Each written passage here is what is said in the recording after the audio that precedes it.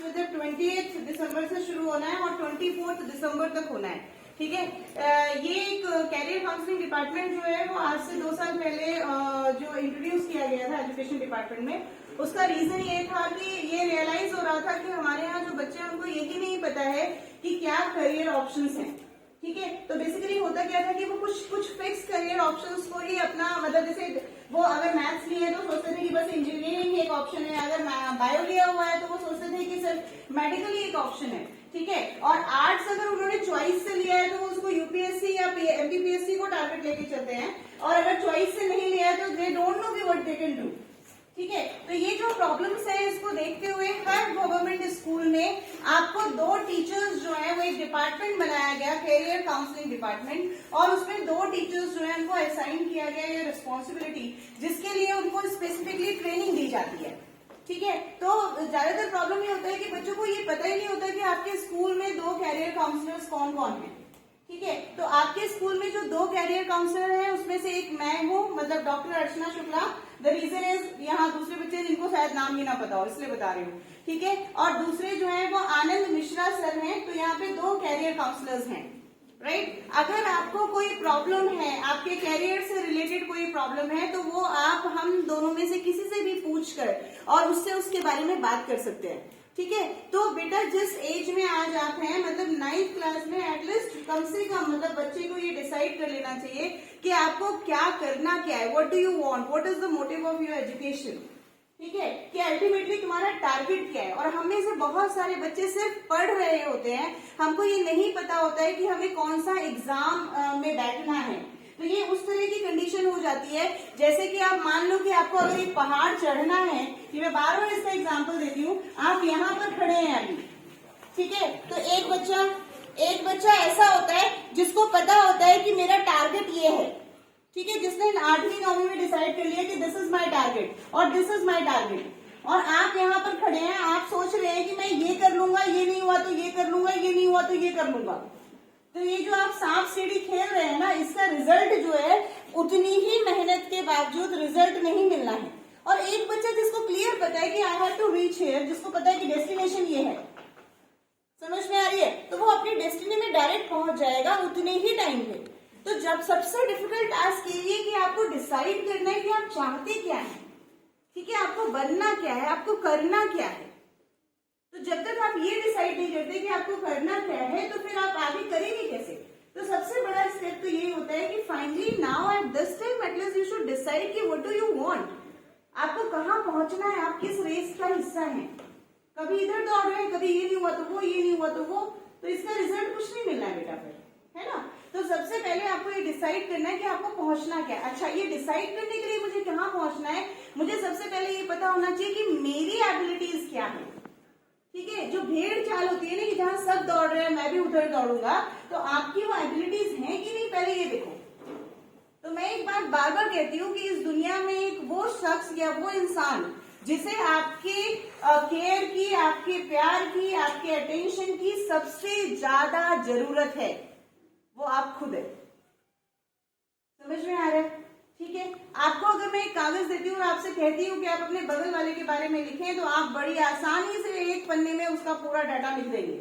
आपको अच्छे से पता है कि उसका बिहेवियर कैसा है, आपको अच्छे से पता है कि वो कब नाराज हो जाता है, कब खुश हो जाता है, आपको पता है कि वो क्या पहन के आता है, आपको पता है कि वो कहाँ जाता है, आपको पता है कि उसको खाने में क्या अच्छा लगता है, ठीक है। लेकिन अगर मैं एक कागज आपको देती हूँ कि आप अपने बारे में लिखें, तो आप एक लाइन लिखेंगे और उसके बाद बहुत सोचना पड़ेगा, तब आपको दूसरी लाइन याद आएगी। क्यों? Most of the time from the morning till evening what we are doing, हम सिर्फ दूसरे को ऑब्जर्व कर रहे हैं। अगर आपका पड़ोसी कुछ डिफरेंट करता है, कुछ लेके आ जाता है, कुछ डिफरेंट पहन लेता है, तो आपकी नजर सर से वहां जाती है, क्योंकि आप सारा दिन उसको ऑब्जर्व कर रहे हैं। लेकिन आप अपने आप से कभी बात नहीं करते, आप अपने आप को कभी ऑब्जर्व नहीं करते, आपको अपने ही बारे में नहीं पता होता है, आप अपने आप को प्यार नहीं करते, आप अपनी रिस्पेक्ट नहीं करते। तो जब आप अपने आप को प्यार नहीं करते, जब आप अपनी रिस्पेक्ट नहीं करते, तो how can you expect that someone else will do. समझ आ रहा है? कोई और क्यों करेगा? जब आप अपनी रिस्पेक्ट नहीं कर रहे, जब आप अपने आप को प्यार नहीं कर रहे, तो कोई और कैसे करेगा? समझ समझना है? आप कहते हैं कि मेरे बहुत कम फ्रेंड्स हैं या मेरे फ्रेंड्स नहीं बनते हैं, कई बच्चों को ये प्रॉब्लम होती है। आप ये बताओ कि अगर मैं आपको एक कमरे में लाइट ऑफ करके सुबह से शाम तक छोड़ दूंगी तो आप घबरा जाओगे कि नहीं घबराओगे? घबरा जाओगे ना, आप 2-3 घंटे में घबरा जाओगे। कारण क्या है? आपको अपनी ही कंपनी पसंद नहीं है और आप एक्सपेक्ट करते हैं कि आपकी कंपनी सबको पसंद हो। समझ रहे हो मैं क्या कह रही हूँ? ठीक है, तो आपको अपनी कंपनी पसंद नहीं होती और आप चाहते हैं कि आपकी कंपनी सबको पसंद हो। ऐसा कैसे होगा बेटा? तो सबसे पहले इन्वेस्ट किस पे करना है? अपने आप पे। सबसे पहले किसको जानना है? अपने आप को। सबसे पहले किसको प्यार करना है, किसको रिस्पेक्ट करनी है? अपने आप को। जब आप इतना कॉन्फिडेंस डेवलप कर लेंगे तब आप ये डिसाइड कर पाएंगे व्हाट डू यू वांट। तब तुम्हें पता चलेगा कि मेरी ये एबिलिटीज हैं। तब आपको पता चलेगा कि मैं अच्छा बोल लेता हूँ, या तब आपको पता चलेगा मैं अच्छा लिख लेता हूँ, अच्छा पेंट कर लेता हूँ, या मेरे आइडियाज बहुत अच्छे रहते हैं, ठीक है, या मेरी इंजीनियरिंग मैथमेटिकल एबिलिटी बहुत अच्छी है, या मेरी ऑब्जर्वेशन बहुत अच्छी है, मैं किसी चीज को बहुत अच्छे से ऑब्जर्व करता हूँ, ठीक है, उसको एनालाइज कर सकता हूँ, मतलब मैं रिसर्च एरिया में जा सकता हूँ, या मुझे बर्ड्स अट्रैक्ट करती हैं, या मुझे एनिमल्स अट्रैक्ट करते हैं, डॉग्स अट्रैक्ट करते हैं, ठीक है, तो मैं इधर जा सकती हूँ, या मैं बहुत अच्छा लिख सकता हूँ, या मैं पेंट कर सकता हूँ। मान लीजिए यहाँ कई बच्चे हैं जिनकी पेंटिंग बहुत अच्छी है, तो वो तो एक हो गया कि मैंने जाना कि मुझ में ये गुण है और मैं उसको ड्रॉ करता हूँ, ठीक है। लेकिन अब यहाँ पर नेक्स्ट क्वेश्चन जो अराइज होता है वो ये है कि क्या आपने उसके लिए कोई टेक्निक सीखी है? तो नेक्स्ट इसमें क्या आता है? टेक्निक। नेक्स्ट इसमें क्या आता है?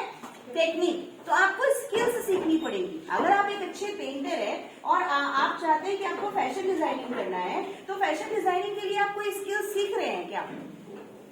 ठीक है, या अगर आपको माइक्रो ऑर्गेनिज्म अट्रैक्ट करते हैं तो आप उस पर रिसर्च करना चाहते हैं, या क्या आप मतलब कोई सोचता है तो सिर्फ डॉक्टर सोचता है, क्या पैथोलॉजी नहीं ओपन की जा सकती?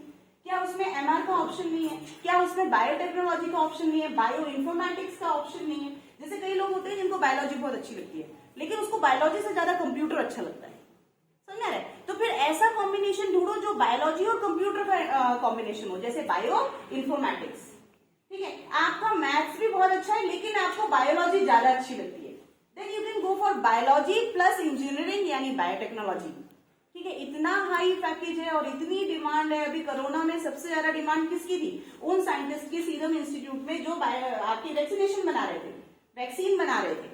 समझ में आ रही है बात? तो कितनी हाई डिमांड है। तो अब आप देखो, सबसे पहले आपको ये देखना है आप में क्या है, फिर उससे रिलेटेड प्रोफेशन क्या है, ठीक है, और उस प्रोफेशन तक पहुंचने के लिए आपको कौन सी स्किल्स आनी चाहिए, आपको क्या सीखना पड़ेगा। जैसे अगर आज आपको पेंटिंग आती है, ड्राइंग आती है, तो अब आप देखो सब डिजिटल ड्राइंग होने लगी है, डिजिटल पेंटिंग्स बनने लगी है, डिजिटल कार्ड्स बनने लगे हैं। अगर आप एक बहुत अच्छे इन्फ्लुएंसर हैं, आप बहुत अच्छा बोलते हैं, तो आप एक प्रोफेशन पूरा डेवलप हो गया। यूट्यूबर्स का पूरा प्रोफेशन है ये, ठीक है, जो लाखों कमा रहे हैं। बट द थिंग इज, आपको पहले पता तो हो कि आपको क्या करना है। तो आप सिर्फ इतना ही जान रहे हैं कि डॉक्टर और इंजीनियर, और कुछ नहीं हुआ तो फिर यहाँ आ जाएंगे, कुछ नहीं हुआ तो यहाँ आ जाएंगे। If you will keep options for yourself तो आप नहीं कर पाओगे बच्चे। दो चीजें बहुत अच्छे से याद रखो कि आसानी से किसी और को माफ कर दो, अपने आप को नहीं, ठीक है, एंड दूसरों के एक्सक्यूजेस एक्सेप्ट कर लो, अपने आप को एक्सक्यूज मत दो। और उल्टा होता है, हम आसानी से अपने आप को माफ कर देते हैं, दूसरे को नहीं करते। तूने एक दिन ऐसा कहा था, वो मेरे को याद है, जब तू सेकंड क्लास में था, तूने मुझसे ऐसा कहा था, तूने बॉटल का ढक्कन नहीं दिया था, ठीक है, दैट यू विल रिमेम्बर। समझ में आ रही है बात? और अपने आप को आज डिसाइड करके सोए हो कि कल 5 बजे उठूंगा और 5 बजे उठकर मैं पढ़ाई करूंगा, पर नहीं उठे, 6 बजे उठे, 7 बजे नहीं पढ़ा, और जैसे ही उठोगे वैसे ही अपने आप को माफ कर दोगे। तो क्या हुआ, मम्मा मैं 12 बजे तक नहीं सोया था, सुबह कैसे उठ जाता? मतलब सच से अपने आप को एक्सक्यूज सबसे पहले देते हो, अपना मतलब अपने आप को बड़ी जल्दी माफ कर देते हो और दूसरे को माफ नहीं करते हो। तो ये उल्टा है। दूसरा, be strict with yourself, have a discipline life. ऐसे डिसाइड करो कि मेरे को ये करना है, मतलब करना है, अगर नहीं किया तो देन पनिश योरसेल्फ। और उल्टा करते हैं, हम दूसरे को पनिश करते हैं, दूसरे को फॉरगिव नहीं करते हैं, उल्टा करते हैं। समझ में आ रही है बात? और दूसरा, एक बहुत सिंपल सी बात है, आप जानते हो कि बर्ड्स जो है वो फ्लाई करते हैं। जिनको फ्लाई करना है, जिनको उड़ना है, जिनकी उड़ान ऊंची रहती है, उनका भार वो बहुत कम भार लेके चलते हैं। समझ में आ रहा है हम किस भार की बात कर रहे हैं? हम इस भार की बात कर रहे हैं। तो जो ऊंची उड़ान के पक्षी होते हैं वो कभी भी बहुत भार लेकर नहीं चलते। और तुमने अगर अपने दिमाग में बहुत सारा कचरा भरा हुआ है, ठीक है, बहुत सारे अपने आप को सिंपैथेटिक बनाया हुआ है कि मेरे को ये नहीं मिला, मुझे ये नहीं मिला, मैं इंग्लिश में नहीं पढ़ रहा हूँ, या मेरे मेरे पेरेंट्स ऐसा हैं, या मेरे इकोनॉमिकल कंडीशन ऐसी नहीं है, या फिर मैं गवर्नमेंट स्कूल में पढ़ रहा हूँ, या ये है, मतलब अपने आप से इतनी सिंपैथी है तुमको, और ये सारा क्या कर रहा है, तुम्हारा कॉन्फिडेंस लेवल लो कर रहा है। इतनी नेगेटिविटी तुम्हारे कॉन्फिडेंस लेवल को क्या कर रही है, लो कर रही है। तो तुमने अपने दिमाग में ये जो नेगेटिविटी का भार बढ़ाया हुआ है ना, ये तुमको उड़ने नहीं देगा। उड़ने के लिए भार हल्का होना चाहिए, जितना एक्स्ट्रा है ना सब निकालो बाहर, तब नया इनपुट हो पाएगा। ठीक है, तो ये सारी बातें आपको इसलिए बताई जा रही है कि अभी भी टाइम में थोड़ा बैठो आराम से और सोचो कि तुम्हें करना क्या है। ठीक है, 9th में सोच लेना चाहिए था। मेरे सामने जो बच्चे बैठे हैं 10th और 11th के बच्चे हैं, तो अब इसके लिए होता क्या है कि मैंने डिसाइड कर लिया कि finally I have to do this, मुझे यहाँ पहुंचना है और मुझे कोई रास्ता नहीं दिख रहा, मुझे समझ में नहीं आ रहा कि क्या करूं, कौन सी स्किल्स होंगी, कौन से कॉलेजेस होंगे, कौन से एग्जाम कब देने पड़ेंगे, फॉर्म कब निकलेगा, किससे बात कर लूं। तो इन सब चीजों का सोल्यूशन तुम्हारे लिए स्कूल एजुकेशन डिपार्टमेंट एमपी ने दे दिया है ऑलरेडी। ठीक है, उन्होंने एक वेबसाइट लॉन्च की है जिसका नाम है www.mpaspire.com। ठीक है, ये जो वेबसाइट है इस पे आपके समग्र आईडी ऑलरेडी एक्टिवेट किए जा चुके हैं। ठीक है, जैसे ही आप इस वेबसाइट पे जाएंगे तो इसमें यूजर आईडी और आपका पासवर्ड मांगेगा। ठीक है, यूजर आईडी आपका समग्र आईडी जो है वो समग्र आईडी आपका यूजर आईडी है। बात समझ में आ गया? तो आपको उसमें अपना समग्र आईडी डालना है और यूजर आईडी जो पासवर्ड है उसमें आपको 1 2 3 4 5 6 ये नंबर डालना है। समझ में आ गया? पासवर्ड सबका कॉमन है 1 से लेकर 6 नंबर तक, और जो यूजर आईडी है वो क्या है आपका, यूजर आईडी है आपका समग्र आईडी। तो आपके ऑलरेडी एक्टिवेट किए जा चुके हैं, आप उसमें जाएंगे और जाने के बाद अपने आप को रजिस्टर कर लेंगे। There is a option that you can change your password but don't change it, I will advise. ठीक है, होता क्या है कि तुम बड़ा एक बहुत डिफिकल्ट सा पासवर्ड बना के रख लेते हो फिर खुद ही भूल जाते हो। तो अगर आप ऐसा करते हैं और भूल जाते हैं तो फिर हमें भोपाल से कांटेक्ट करके उसको रीसेट करवाना पड़ेगा। तो बेटर होगा कि उसमें कोई आपकी पर्सनल इन्फॉर्मेशन नहीं है। ठीक है, तो इसलिए अपना पासवर्ड मत चेंज करो, पर अगर चेंज करो तो फिर उसको कहीं पे लिख के रख लो ताकि फिर वो क्या बोलते हैं दोबारा कंफ्यूजन ना हो। ठीक है, तो आप उसमें जाकर अपना पासवर्ड चेंज कर सकते हैं। एक ऑप्शन ये है, अपनी एक प्रोफाइल तैयार कर सकते हैं जिसमें आप सब लिख सकते हैं कि मुझे ये चाहिए, मैं इस बैकग्राउंड का हूं, ये करना चाहता हूँ।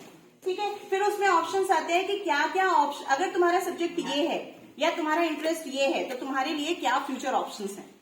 ठीक है, तो उसमें आप देखो, उसमें हिंदी इंग्लिश दोनों में आपको आसानी से मिल जाएगा। उसमें आप देखिए कि क्या क्या ऑप्शन आपके लिए हैं, उससे रिलेटेड कौन से एग्जाम होंगे, कौन सी स्कॉलरशिप मिल सकती है और कौन से स्कूल या कॉलेजेस में वो पता चल जाएगा। ठीक है, उसको सीखने के लिए क्या स्किल्स हैं वो पता चल जाएगा। इसमें एक और बड़ा अच्छा ऑप्शन है that you can be in direct contact with the person who can advice you. तो उसमें एक और ऑप्शन है जिसमें आप डायरेक्ट कांटेक्ट, मतलब उसमें एक ऑप्शन में जाकर आप किसी एक्सपर्ट से डायरेक्टली बात कर सकते हैं। तो आपको अपॉइंटमेंट टाइम स्लॉट मिल जाएगा, आप उस टाइम स्लॉट पे उनसे जाकर बात कर लें तो आपको और क्लियरली पता चल जाएगा कि आप उसको कैसे कर सकते हैं।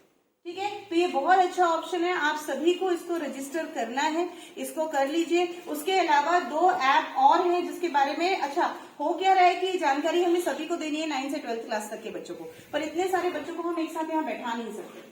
ठीक है, तो इसलिए मैं एक ही क्लास लेकर कर रही हूँ, पर मेरे YouTube चैनल पर आपको इसका पूरा जो हम डेली करेंगे ना, जैसे आज आप लोग बैठे हैं कल कोई और क्लासेस बैठेंगी, तो कल हम किसी एक्सपर्ट को बुलाएंगे जो एक पर्टिकुलर प्रोफेशन के बारे में बात करेंगे।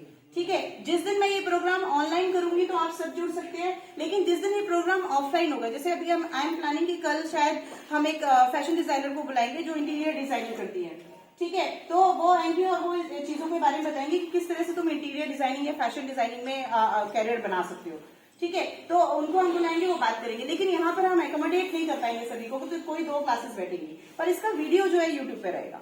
ठीक है, और दूसरा ये होता है कि मैं हो सकता है मैं यूट्यूब आप तक ना पहुंचा पाऊं, तो आप लोग उसको सब्सक्राइब